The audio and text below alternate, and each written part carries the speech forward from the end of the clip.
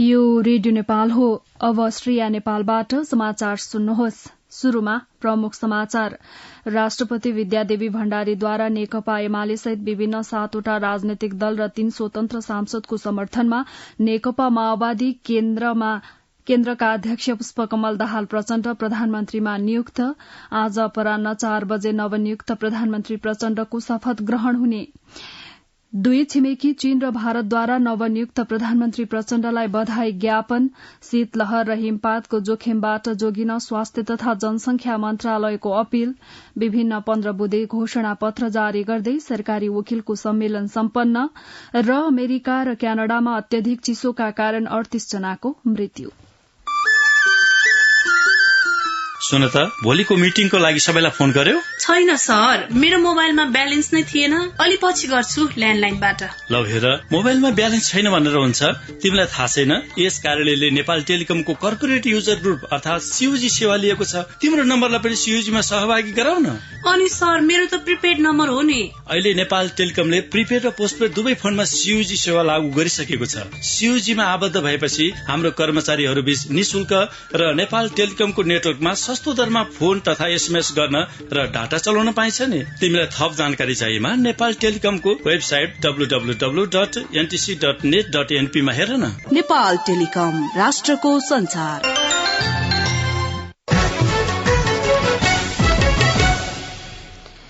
अब समाचार विस्तारमा।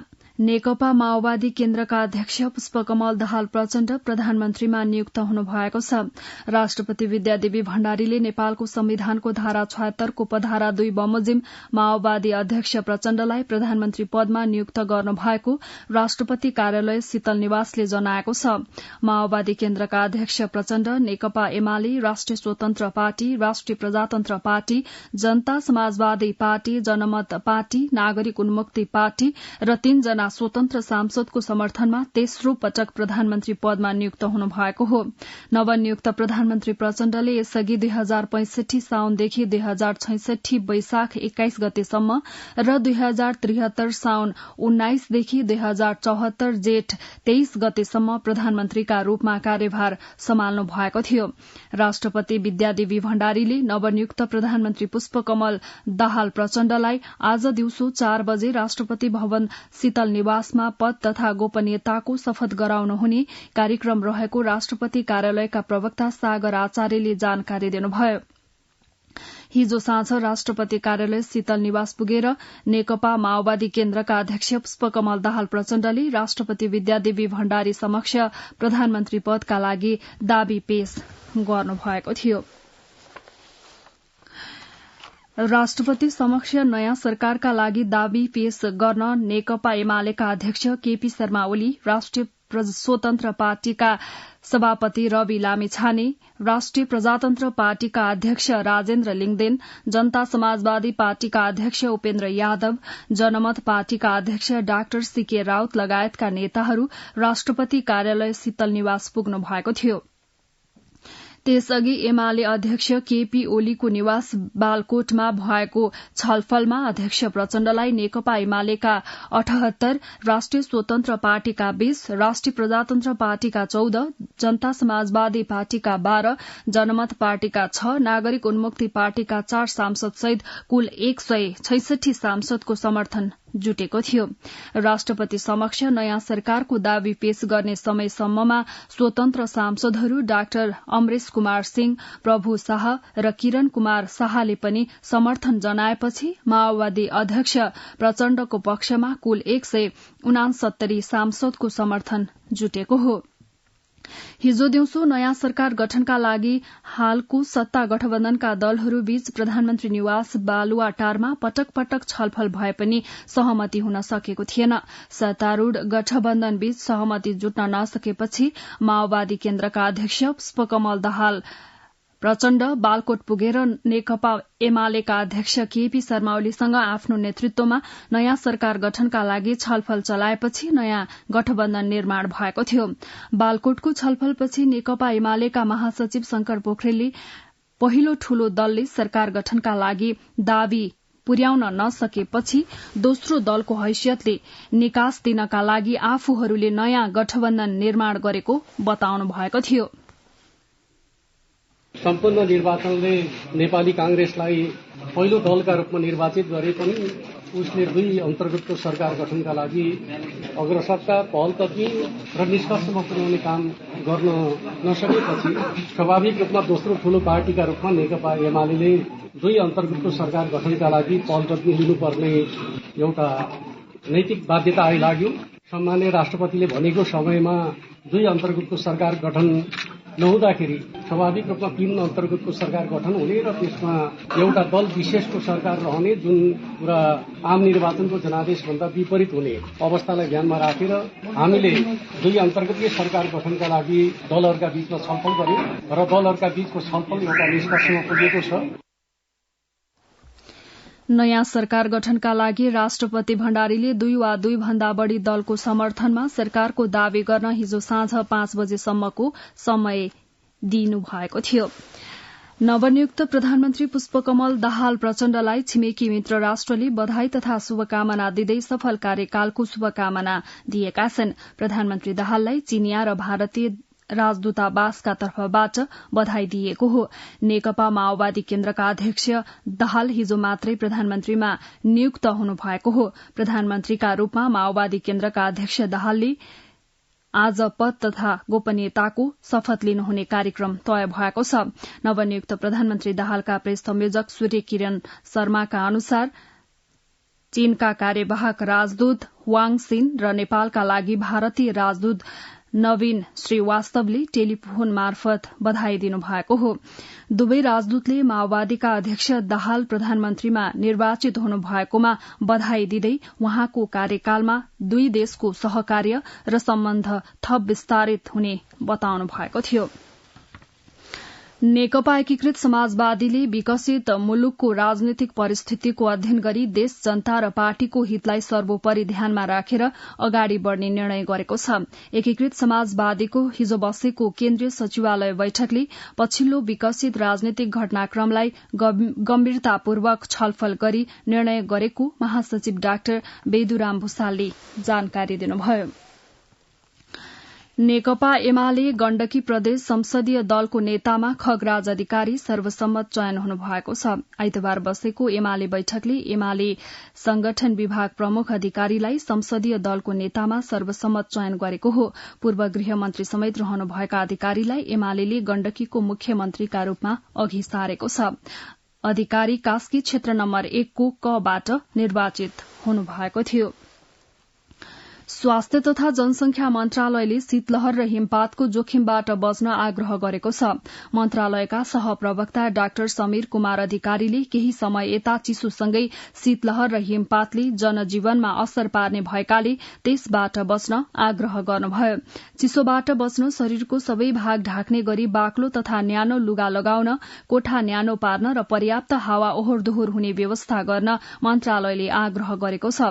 शीतलहर र हिमपातबाट बालबालिका, ज्येष्ठ नागरिक, गर्भवती महिला तथा दीर्घरोगीहरू बढ़ी प्रभावित हुने गर्दछन्।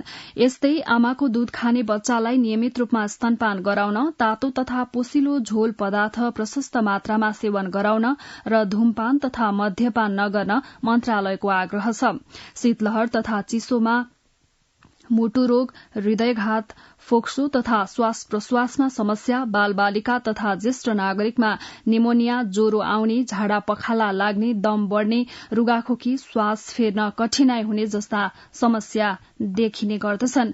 मन्त्रालयले सुत्ने कोठामा आगो, हिटर, मकल, कोइला, ब्रिकेट आदि बाली, झ्याल ढोका बन्द गरेर नसुत्न समेत आग्रह गरेको छ। सरकारी वकिलहरूको 3 दिने चौथो राष्ट्रिय सम्मेलन 15 बुँदे घोषणा पत्र जारी गर्दै काठमाण्डुमा हिजो सम्पन्न भएको छ। सम्मेलनले स्वच्छ सुनवाई, उत्तरदायित्व र जवाफदेहिता, व्यावसायिकता, मानव अधिकारको संरक्षण, अपराध पीड़ितलाई न्याय, बाल मैत्री तथा लैंगिक संवेदनशीलता जस्ता मूल्यहरूप्रति प्रतिबद्धता रहेको निष्कर्ष निकालेको छ। चौथो राष्ट्रिय सम्मेलनले अनुसन्धान र अभियोजन, संहिता, कानून कार्यान्वयनमा प्रभावकारिता, न्याय प्रशासनको क्षेत्रमा विकसित नवीनतम अवधारणा अंगीकार गरेका संहिता लगायतका कानूनहरूको अनुसन्धान र अभियोजनमा सुधार गर्नुपर्ने कसुरको अनुसन्धान वैज्ञानिक प्रमाणमा आधारित भए मात्र अभियोजन प्रभावकारी हुन सक्ने भएकाले जनशक्ति स्रोत साधनको सुनिश्चितता गर्नुपर्ने घोषणा पत्रमा उल्लेख गरिएको छ। काठमाडौँ उपत्यका विकास प्राधिकरणले काठमाडौँका विभिन्न स्थानमा 10 वटा उद्यान निर्माण गर्ने भएको छ। विपद व्यवस्थापन र जलवायु अनुकूलनका लागि यी उद्यान निर्माण गर्न लागि प्राधिकरणका सूचना अधिकारी एवं इन्जिनियर सौरभ ढकालले जानकारी दिनुभयो। प्राधिकरणले शंखरापुर नगरपालिकामा साली नदी उद्यान, नागार्जुन नगरपालिकामा घटाल बाबा मन्दिर उद्यान, कागेश्वरी मनोहरा नगरपालिकामा कागेश्वरी र नवतन धाम उद्यान, कीर्तिपुर नगरपालिकामा चम्पादेवी उद्यान निर्माण गर्न लागि जनाएको छ। बाराको जितपुरबाट 2 किलो युरेनियम सहित 3 जना पक्राउ परेका छन्। पक्राउ पर्नेमा जितपुर सिमरा उपमहानगरपालिका वडा नम्बर 5 बस्ने 29 वर्षीय रवि चौधरी, 30 वर्षीय सागर चौधरी र रौतहटको माधव नारायण नगरपालिका वडा नम्बर 2 बस्ने 22 वर्षीय ब्रिज सहनी रहेका छन्। अछामका विभिन्न विद्यालयमा नेपाली सेनाले राष्ट्रिय सेवादल तालिम दिएको छ। तालिमले बालबालिकामा अध्ययनका साथसाथै सिप विकास र अनुशासनमा समेत सहयोग पुर्याउने सरोकारवालाहरूको भनाइ छ।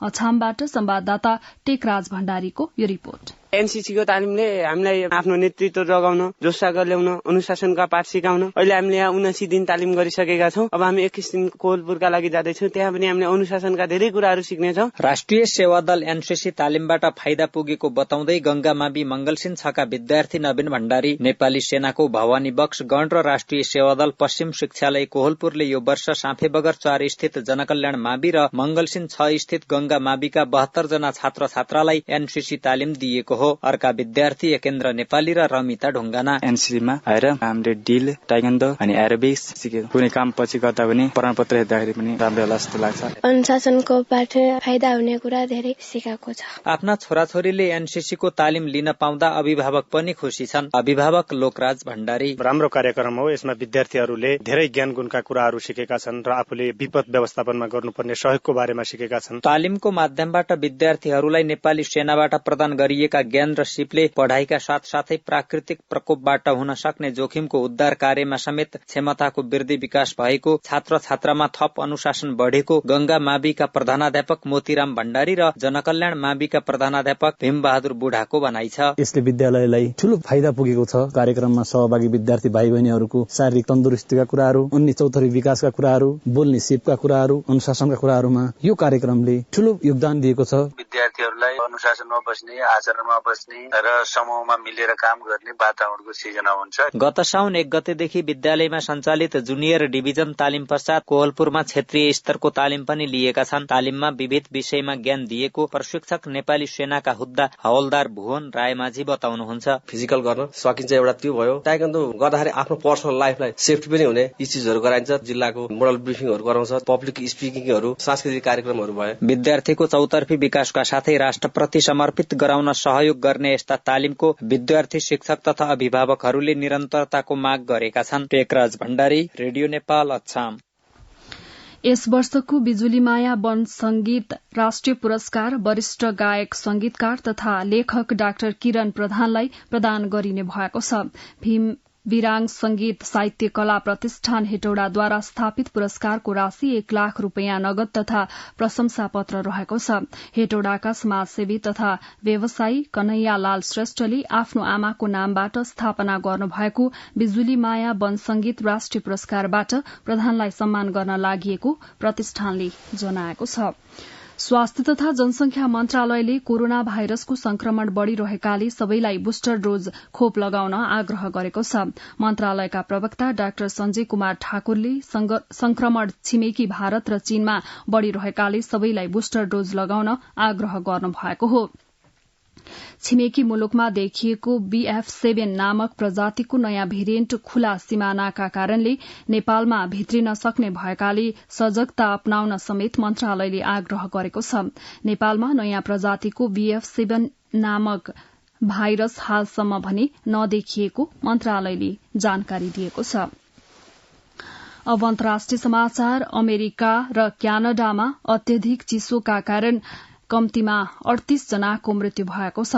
प्रसारण संस्था NBC का अनुसार ओक्लाहोमा, केन्टकी, मिजौरी, टेनेसी, विस्कान्सास,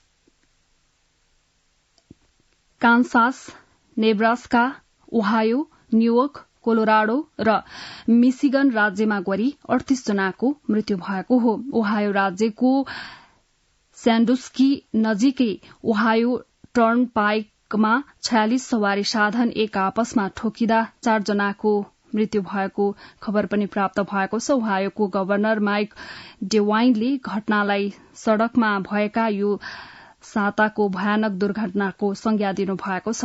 अमेरिकाका 12वटा राज्यमा हिमपातबाट सृजित समस्याहरूसँग जुझ्न संकटकालीन कदमहरू चालिएको छ। मोन्टाना राज्यमा अहिलेसम्मकै कीर्तिमानी -45 डिग्री सेल्सियस तापक्रम मापन गरिएको छ भने करिब 15 लाख घर र व्यापारिक भवनहरूमा बिजुली आपूर्ति प्रभावित भएको छ भने हजारौं उडानहरू रद्द भएका छन्। चिसो आगामी हप्तासम्म कायम रहने पूर्वानुमान मौसमविदहरूले गरेका छन्। संयुक्त राष्ट्रसंघका महासचिव एन्टोनियो गुटेरेसले अफगान महिलालाई काम गर्नबाट नरोक्न तालिबान प्रशासन समक्ष आग्रह गर्नु भएको छ। राष्ट्रिय एवं अन्तर्राष्ट्रिय गैर सरकारी संस्थामा महिलाले काम गर्न नपाउने तालिबान सरकारको आदेशले आफूलाई चिन्तित तुल्याएको बताउँदै महासचिवले त्यसमा पुनर्विचार गर्न अनुरोध गर्नु भएको हो। संयुक्त राष्ट्रसंघ र उक्त संस्थाका साझेदार राष्ट्रिय एवं अन्तर्राष्ट्रिय गैर सरकारी संस्थासहित जीवनयापनका लागि मानवीय सहायतामा निर्भर 2 करोड़ 80 लाख भन्दा बढ़ी अफगानीलाई मदत गर्दै आएका महिलालाई काम गर्ने अधिकारबाट वञ्चित बनाउन नहुनेमा महासचिवले एक विज्ञप्ति मार्फत जोड़ दिनुभएको छ। अब आर्थिक समाचार। सरकारले राष्ट्रिय प्राथमिकता प्राप्त आयोजना निर्धारण गर्ने मापदण्ड निर्माण गरेको छ। राष्ट्रिय योजना आयोगले निर्धारण गरेको राष्ट्रिय प्राथमिकता प्राप्त आयोजना निर्धारण गर्ने मापदण्ड 2079 तय गरी कार्यान्वयनमा ल्याएको हो। मापदण्ड अनुसार राष्ट्रिय प्राथमिकता प्राप्त विकास आयोजना हुन केही न्यूनतम मापदण्डहरू तय भएका छन्। त्यसमा विस्तृत आयोजना प्रतिवेदन तयार भएको हुनुपर्ने, लगानीको स्रोत सुनिश्चित भएको हुनुपर्ने, चालू आवधिक योजनाको राष्ट्रिय प्राथमिकता निर्धारण गरेको क्षेत्रभित्र परेको र आयोजनाको वातावरणीय प्रभाव मूल्याङ्कन वा प्रारम्भिक वातावरणीय परीक्षण प्रतिवेदन स्वीकृत भएको पत्र र सम्बन्धित मन्त्रालयको सचिव स्तरीय निर्णय भएको हुनुपर्नेछ। राष्ट्रिय योजना आयोगले हरेक वर्ष स्वीकृत गर्ने मध्यकालीन खर्च संरचना तथा वार्षिक विकास कार्यक्रममा पहिलो प्राथमिकता र दोस्रो प्राथमिकता प्राप्त आयोजना, राष्ट्रिय प्राथमिकता प्राप्त आयोजना रहेको बेहोरा वन वातावरण मन्त्रालय लगायत सबै मन्त्रालयलाई जानकारी गराउनु पर्नेछ। स्थानीय तहको प्राथमिकतामा रहेका आयोजनालाई राष्ट्रिय प्राथमिकता भए नभएको निर्धारण गर्नुपर्ने भए सम्बन्धित स्थानीय तहको गाउँ नगर सभाबाट स्वीकृत भएका र सोही तहले सिफारिस गरे पश्चात संघीय मामिला तथा सामान्य प्रशासन मन्त्रालय मार्फत प्राप्त भएमा आयोगको सम्बद्ध विषय हेर्ने सदस्यको सिफारिसमा आयोगले राष्ट्रिय प्राथमिकता भए नभएको निर्धारण गर्ने व्यवस्था गरिएको छ। नेपाल चेम्बर अफ कमर्सका अध्यक्ष राजेन्द्र मल्लले भारतसँगको सीमालाई व्यवस्थित गरेर भारतबाट हुने अवैध कारोबारलाई नियन्त्रण गर्नुपर्ने बताउनु भएको छ। नेपाल भारत खुला सीमाको फाइदा उठाएर अवैध कारोबार भइरहेको अध्यक्ष मल्लले बताउनु भएको छ। सीमाबाट हुने अवैध व्यापारका कारण सरकारले राजस्व समेत गुमाइरहेको अध्यक्ष मल्लले उल्लेख गर्नुभयो। कैलाली चेम्बर अफ कमर्सले धनगढ़ीमा आयोजना गरेको कार्यक्रममा अध्यक्ष मल्लले नेपाल भारत खुला सीमाको फाइदा उठाएर झण्डै 40% अवैध कारोबार भइरहेको जानकारी दिनुभयो। सिंहदरबारमा उच्च क्षमताको विद्युतीय गाडी चार्जिङ स्टेशन निर्माण हुने भएको छ। हाल सिंहदरबारमा चार्जिङ स्टेशन भए पनि कम क्षमताको रहेकोले प्रयोगमा अप्ठ्यारो रहेको छ। नयाँ चार्जिङ स्टेशन 30 किलोवाट क्षमताका 5 वटा निर्माण हुने भएका छन्। ऊर्जा जलस्रोत तथा सिंचाई मन्त्रालय मातहतको energy development decade action plan प्रोजेक्टले परियोजना निर्माण गर्न लागेको हो। आयोजना हेर्दै आउनुभएका सिनियर डिभिजनल इन्जिनियर शालिग्राम भण्डारीका अनुसार 30 किलोवाट क्षमताका डीसी चार्जिङ स्टेशन निर्माण गर्न लागि छ। नेपाल विद्युत प्राधिकरणले 51 वटा त्यस्ता स्टेशन निर्माण गरिरहेको छ। गण्डकी प्रदेश अन्तर्गत पहाड़ी जिल्ला लमजुङमा यस वर्ष धान उत्पादन घटेको छ। गत वर्षको तुलनामा यस वर्ष धान खेती गरिएको क्षेत्रको आधारमा क्षेत्रफल गर्दा धान उत्पादनमा कमी भएको हो। गत वर्ष 14,260 हेक्टर जमिनमा धान खेती गरिएकोमा यस वर्ष 12,125 हेक्टर क्षेत्रफलमा मात्र धान खेती गरिएको थियो। यस वर्ष 40,050 मेट्रिक टन धान उत्पादन भएको कृषि ज्ञान केन्द्रका सूचना अधिकारी मदन रेग्मीले जानकारी दिनुभयो। आर्थिक समाचार प्रस्तुत गर्दै हुनुहुन्थ्यो भुवन आचार्य। अब खेल समाचार। पहिलो संस्करणको फ्रेन्चाइज क्रिकेट प्रतियोगिता नेपाल T20 लीग अन्तर्गत दोस्रो दिनको पहिलो खेलमा लुम्बिनी अल स्टार विजयी भएको छ। लुम्बिनीले विराटनगरलाई 2 रनले पराजित गरेको छ। लुम्बिनीले दिएको 158 रनको लक्ष्य विराटनगरले 20 ओभरमा 6 विकेट गुमाएर 155 रन मात्र बनाउन सक्यो। त्यसपछि टियु क्रिकेट मैदानमा टस हारेर पहिलो ब्याटिङ शुरू गरेको लुम्बिनीले निर्धारित 20 ओभरमा 6 विकेट गुमाएर 157 रन बनायो। दोस्रो खेलमा जित हात पारेको लुम्बिनी 4 अंकका साथ अंक तालिकाको शीर्ष स्थानमा रहेको छ। हारसँगै पहिलो खेल खेलेको विराटनगर अंकविहीन रहेर अंक तालिकाको तेस्रो स्थानमा रहेको छ। अर्को खेलमा जनकपुर रोयल्सले विजयी शुरूआत गरेको छ। टियु क्रिकेट मैदानमा पोखरा एडभेन्चरलाई 5 विकेटले हराउँदै जनकपुरले सुखद शुरूआत गरेको हो। पोखराको भने यो लगातार दोस्रो हार हो। पहिलो खेलमा पोखरालाई काठमाडौँ नाइट्सले हराएको थियो। पोखराले दिएको 139 रनको लक्ष्य जनकपुरले 17 ओभर 4 बलमा 5 विकेट गुमाएर 139 रन जोड्दै पूरा गर्यो। त्यसअघि टस हारेर पहिले ब्याटिङ गरेको पोखराले 19.4 ओभरमा अल आउट हुँदै 138 रन बनाएको थियो। यस जितसँगै जनकपुरले पहिलो खेलमा 2 अंक जोडेको छ। जनकपुर तेस्रो स्थानमा रहेको छ। पोखराले 2 खेलमा अंक जोड्न सकेको छैन। अंकविहीन पोखरा पुछारमा रहेको छ। यस प्रतियोगिताको फाइनल खेल 27 गते हुनेछ। यस लीगमा 34 खेल हुनेछ। यस लीगको विजेताले 55 लाख पाउने जनाएको छ। त्यस्तै उपविजेताले 30 लाख नगद पुरस्कार प्राप्त गर्दा तेस्रो हुनेले 10 लाख र चौथो हुनेले 5 लाख पाउनेछ। खेल समाचार प्रस्तुत गर्दै हुनुहुन्थ्यो अजय बम। अब मौसम सम्बन्धी जानकारी। आज मध्य प्रदेश लगायत देशका पहाड़ी भागमा आंशिकदेखि सामान्य बदली रहे बाँकी भागमा मौसम सामान्यतया सफा रहने जल तथा मौसम विज्ञान विभागले जनाएको छ। गत 24 घण्टामा काठमाडौँ उपत्यकामा रेकर्ड गरिएको अधिकतम तापक्रम 18.5 डिग्री सेल्सियस, न्यूनतम तापक्रम 5.4 डिग्री सेल्सियस। अहिले बिहानको सापेक्षिक आर्द्रता 92%। आज दिउँसो काठमाडौँ उपत्यकाको अधिकतम तापक्रम 17 देखि 19 डिग्री सेल्सियसका बीच रहने अनुमान गरिएको छ। काठमाडौँ उपत्यकामा सूर्योदय अघि बिहान 6 बजेर 53 मिनटमा भयो भने सूर्यास्त भरे साँझ 5 बजेर 16 मिनटमा हुनेछ। अन्त्यमा यस प्रसारणका प्रमुख समाचार फेरि एकपटक। राष्ट्रपति विद्यादेवी भण्डारीद्वारा नेकपा एमाले सहित विभिन्न 7वटा राजनीतिक दल र 3 स्वतन्त्र सांसदको समर्थनमा नेकपा माओवादी केन्द्रका अध्यक्ष पुष्पकमल दाहाल प्रचण्ड प्रधानमन्त्रीमा नियुक्त। आज अपराह्न 4 बजे नवनियुक्त प्रधानमन्त्री प्रचण्डको शपथ ग्रहण हुने। 2 छिमेकी चीन र भारतद्वारा नवनियुक्त प्रधानमन्त्री प्रचण्डलाई बधाई ज्ञापन। शीतलहर र हिमपातको जोखिमबाट जोगिन स्वास्थ्य तथा जनसंख्या मन्त्रालयको अपील। विभिन्न 15 बुँदे घोषणा पत्र जारी गर्दै सरकारी वकिलको सम्मेलन सम्पन्न। र अमेरिका र क्यानाडामा अत्यधिक चिसोका कारण 38 जनाको मृत्यु। रेडियो नेपालबाट बिहान 7 बजेको समाचार सकियो। अर्को समाचार बुलेटिन 8 बजे अंग्रेजीमा सुन्न सक्नुहुनेछ। हवस् त, नमस्कार।